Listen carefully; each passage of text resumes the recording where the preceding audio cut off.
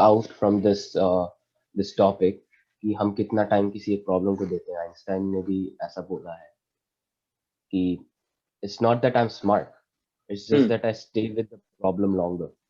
हम्म तो तो कहीं ना कहीं ये चीज वैलिडेटेड है एक थ्योरिस्ट के पॉइंट ऑफ व्यू से भी।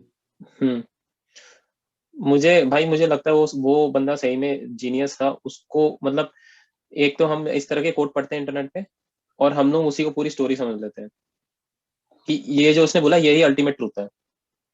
जी। इसके आसपास के जो सच है उसको हम इग्नोर कर रहे हैं। फॉर एग्जाम्पल, क्या बोला उसने, कोट क्या बोला था कि It's just the fact that he stays with the problem for a longer time. वो हाँ एक एक समस्या के साथ ज्यादा टाइम कन्फ्रंट करता है अपने आप हाँ हाँ, उसमें यार ऐसे अगर ऐसे कर, एक बात बताओ, अगर मैं 50 लोगों को एक प्रॉब्लम के ऊपर इक्वली टाइम लगाने के लिए बोलूंगा तो सबके पास रिजल्ट आ जाएगा या इक्वल रिजल्ट आएगा? कोई आधा सॉल्व कर पाएगा, या हो सकते हैं 5 जने पूरा ही सॉल्व कर दे, बाकी लोग कर ही नहीं पाएंगे। मतलब बहुत ही डिफरेंट टाइप्स ऑफ रिजल्ट आएंगे। तो हर कोई को। मतलब आइंस्टाइन नहीं हो सकता, हर कोई जीनियस नहीं हो सकता ना। अब वो बोल रहा है, पता नहीं उसकी मॉडेस्टी हो गया, ये भी नहीं पता कि ये कितना सच्चा है जो उसने बोला है, या फिर एग्जैक्टली यही वर्ड्स है ये भी नहीं पता। मान के चल लेते कि यही उसने एग्जैक्टली वर्ड्स यूज किए हैं, उसके अलावा भी वो उसकी मॉडेस्टी है वो ना, जिसको हम इग्नोर कर रहे हैं। हम सोच रहे हैं कि वो हाँ जी। जीनियस है और उसने ये बात बोल दी है, ये सच है, तो कोई भी बन जाएगा जीनियस। नहीं, मैं पूरी तरह अग्री करता हूँ, बट मैं आपको इस आपने जो बोला है उसमें बस मैं थोड़ा सा I want to top it off with hmm a little bit of abstract thinking concepts. हाँ तो जब आप किसी को प्रॉब्लम के साथ छोड़ देते हो इररिस्पेक्टिव ऑफ द फैक्ट उसके उसको उस सब्जेक्ट में कितना नॉलेज है, हम्म राइट? हम्म अगर आपने 50 लोगों को एक प्रॉब्लम के साथ कंफ्रंट करने के लिए छोड़ दिया ना, हम्म तो human brain are capable of doing abstract thinking. वो हाँ सोच सकते हैं बगैर किसी एक कॉन्सेप्ट के, हम्म किसी एक सब्जेक्ट के बारे में, हम्म किसी एक विषय के बारे में, राइट? हम्म उससे क्या होगा? उससे ये होगा कि इनसाइट्स मिलते हैं हर प्रॉब्लम को सॉल्व करने के हम्म लिए। Insight has nothing to do with your logical assertion हाँ पावर। आपका मैथमेटिकल मैच्योरिटी से कोई लेना देना नहीं उसका। Hmm it's basically creativity. Hmm get creative with problem solving. Hmm so if you तो आपने जो अगर बात तुम बोली एक, वो बिल्कुल देखो, सही है। हाँ, I completely agree with that. हाँ, बस ये बोलना जब चाहता था। जब तुम वो कोड पढ़ते हो ना, तो तुमने उससे ये इन्फर किया कि क्रिएटिविटी है। हर कोई तो क्रिएटिविटी इन्फर करेगा ही ना। कोई किसी को पढ़ने के लिए बोलोगे यार ये कोड पढ़ो और इसका मतलब क्या है, वो नहीं बोलेगा कि यार इसका मतलब आइंस्टाइन ये बोल ये रहा है। सब अपना अपना ये मतलब कुछ ना कुछ निकाल ही लेंगे उसमें से ना। ये ये बात सही है, हाँ बट ये बात आपकी तो बिल्कुल सही है। हाँ तो यार वो मतलब एक इतने सारे मतलब लेवल्स हैं इंटेलिजेंस के ना। कोई कोई ज्यादा इंटेलिजेंट है, कोई कम इंटेलिजेंट है, और हर कोई अपने अपने तरीके से आंसर निकालेगा ना, चाहे वो इक्वल अमाउंट ऑफ टाइम भी दे दे उसमें, तब भी हो सकता है उसका हाँ डिफरेंट ही आंसर निकले। जी। अब आइंस्टाइन और उसके साथ अगर न्यूटन, या उसके साथ कोई दूसरा इंटेलिजेंट पर्सन, या अगर इलॉन मस्क, उसको भी अगर आप लगा दोगे साथ में, तो वो हो सकता है डिफरेंट। अब वैसे तो टाइम तो मतलब एरा तो बिल्कुल डिफरेंट ही हो गया है इलॉन मस्क का, हाँ जी। बट फिर भी समझ रहे हो तुम, सबका कोई डिफरेंट ही रिजल्ट आएगा ना। इक्वल रिजल्ट बहुत कम चांस है। मतलब हाँ, बट एक हद तक तो रिजल्ट इक्वल आ सकता है, एक डिग्री ऑफ लेवल की, कि अगर आपने किसी को बोला कि अम, दो जीनियस को आपने सोचने में मजबूर किया कि भाई मुझे बताओ कि ये चीजें जो है ये ऊपर से नीचे क्यों गिर रही है, तो हो सकता है दोनों जीनियस बहुत ज्यादा टाइम देने के बाद, वो डिपेंड करता है कि किस किस एरा पे है, क्योंकि आज तो बहुत ज्यादा इवॉल्व हो गया है तो कोई भी गैस कर लेगा। लेकिन उस टाइम पे, जिस जिस टाइम पे किसी को नहीं पता ग्रेविटी क्या है, उस टाइम पे अगर दो जीनियस को एक साथ लगाओगे और बोलोगे, और दोनों का इंटरेस्ट होना चाहिए फिजिक्स में, और अगर दोनों ही इतना ज्यादा टाइम लगा रहे हैं, एक इक्वल अमाउंट ऑफ टाइम लगाओगे, तब भी पहली बात है ये क्लियर नहीं कि दोनों उसी टाइम कंस्टेंट के अंदर निकाल पाएंगे या नहीं पाएंगे रिजल्ट। और अगर निकाल भी लिया तो तब हो सकता है कि दोनों ने ग्रेविटी आंसर दिया हो, क्योंकि ये बहुत ही मतलब समझ रहे हो कि बेसिक फंडामेंटल लॉ है जो जिसकी यहीं से शुरुआत हुई है, कॉम्प्लेक्सिटी इसके बाद जा रही है आगे, है ना। बट एक्चुअली में जो आप सॉरी अगर आपका खत्म हो गया हो। हाँ, नहीं, बोलो। मगर जो आपने बात बोली है, that has actually happened, not in our era, but hmm in the era of Newton. There hmm were two people who were mad about physics. हम्म दोनों के दोनों ही लगे हुए थे हम्म फिजिक्स में, हम्म स्ट्रीम ऑफ फिजिक्स में, हम्म and they were doing their own researches independently. Hmm Newton ने gravity पे काम किया, हम्म राइट, बट उसी समय आइंस्टाइन भी काम कर रहा था इन सब चीजों पे, but he didn't publish anything because he saw some anomalies. उसने देखा कि कुछ ना कुछ जो है चीजें एक्सप्लेन नहीं हो पा रही हैं, हाँ द न्यूटोनियन फिजिक्स, जिसको हम हम्म आज की डेट में कहते हैं। जैसे कि जैसे कि हमें आज की डेट में ये पता है कि लाइट एक कांस्टेंट स्पीड से चलता है। ठीक है। ये आइंस्टाइन की वजह से हुआ, बट न्यूटन के फिजिक्स के हिसाब से टाइम हम्म किसी के लिए नहीं रुकता, हम्म राइट। बट अगर टाइम किसी के लिए नहीं रुकेगा तो लाइट की स्पीड कांस्टेंट नहीं हो सकती। हम्म सो न्यूटन मतलब ने कॉन्ट्रडिक्ट करता है। प्रूफ, हाँ, न्यूटन ने क्या प्रूफ हम्म किया? हम्म न्यूटन ने ये प्रूफ किया कि स्पेस और टाइम हम्म बेंड हो जाते हैं हम्म जब लाइट की बात आती है। हम्म मतलब स्पेस और टाइम बोलते हैं, पहले यार रुक जा 2 मिनट, इसको जानने का। हाँ, स्पेस और ये टाइम बेंड हो जाते हैं। फैक्ट है, आज की डेट का हम्म फैक्ट है ये।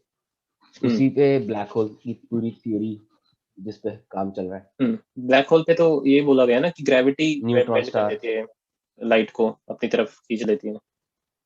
हाँ, बट ग्रेविटी बेंड कर लेती है तो लाइट जो है वो बेंड होके जा रही है एक स्पेस से, हम्म मतलब लिटरली एक एक प्रिज्म की तरह एक्ट कर रहा है, हम्म ठीक है, थ्रू नहीं जा रही, बेंड होके जा रही है लाइट, हम्म ठीक है। ऐसे बहुत सारे एक्सपेरिमेंट्स न्यूटन ने किए और उसने सब कुछ अपने दिमाग में किया। ये this was not math, this was theoretically. This was completely, hmm this was abstract thinking.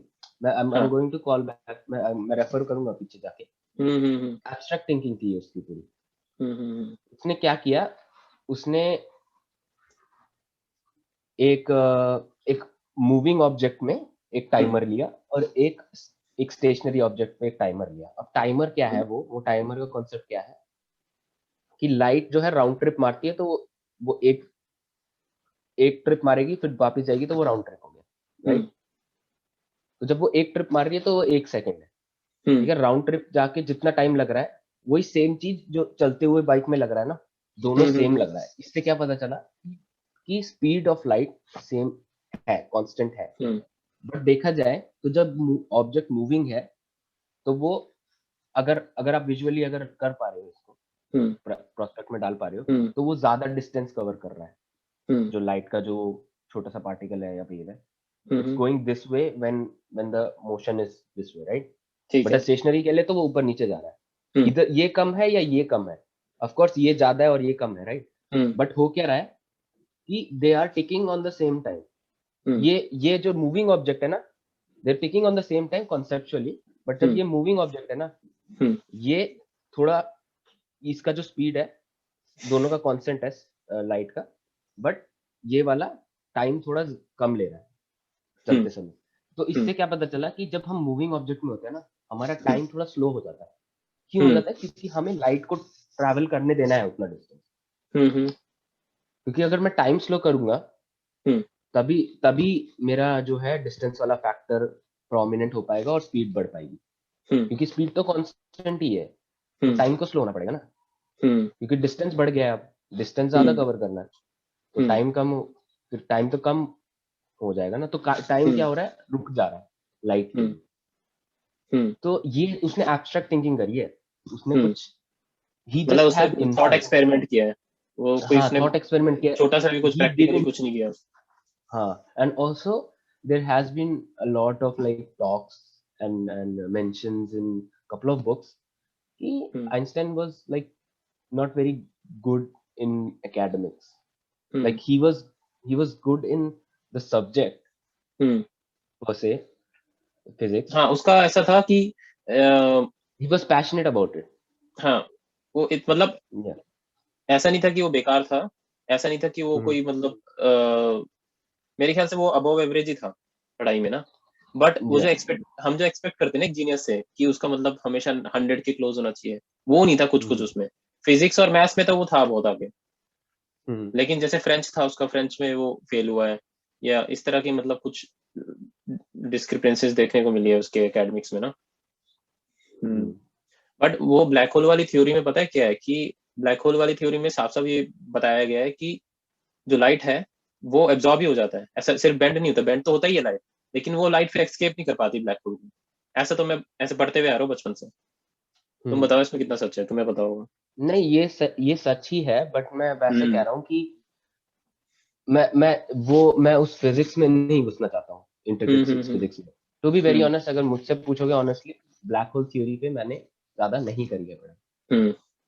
हाँ, बट हाँ, पर मेरा पॉइंट सिंपल वही है कि सिंपल देखो हाँ, हाँ, ये ब्लैक आइंस्टाइन होल भी फिजिक्स ना, के हिसाब से। हाँ, क्या? ब्लैक होल भी जब तक प्रूव नहीं हुआ ना, मतलब अभी जैसे 1 साल 2 साल पहले आया था एक जो उसकी फर्स्ट पिक्चर रिलीज़ हुई थी। मुझे नहीं 2018 में या 19 में है ना?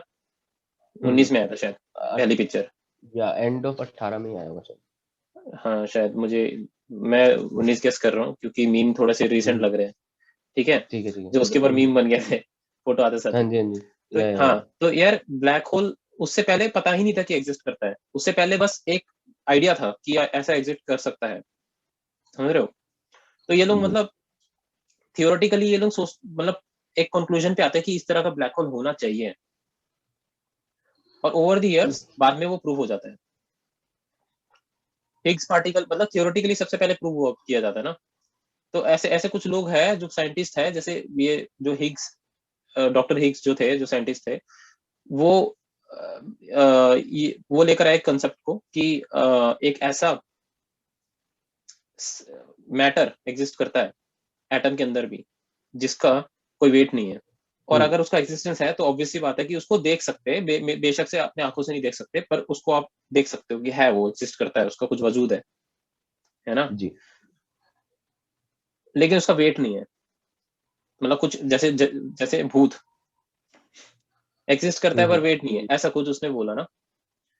जी। तो उसने थियोरेटिकली प्रूव किया उसके पास कोई साधन ही नहीं था मतलब कितने सालों पहले उसने प्रूव किया है आज से 40-50 साल पहले 60-70 साल पहले पता नहीं शायद 1960s के अराउंड उसने थियोरेटिकली प्रूव किया कि ऐसा कोई पार्टिकल होना चाहिए जो जिस जिसका वेट नहीं है बिल्कुल ना।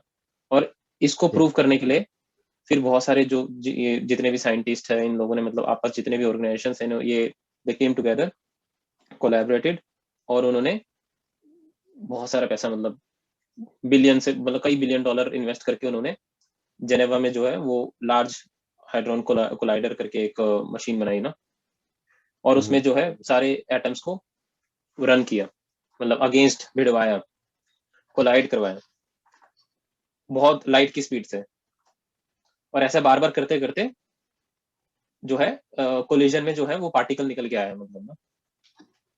तो तब उनको मतलब वो प्रूव हो गया कि हाँ जो आज से 50-60 साल पहले किसी ने थियोरोटाइज किया था वो सच निकला इतने हजारों करोड़ों के इन्वेस्टमेंट के बाद।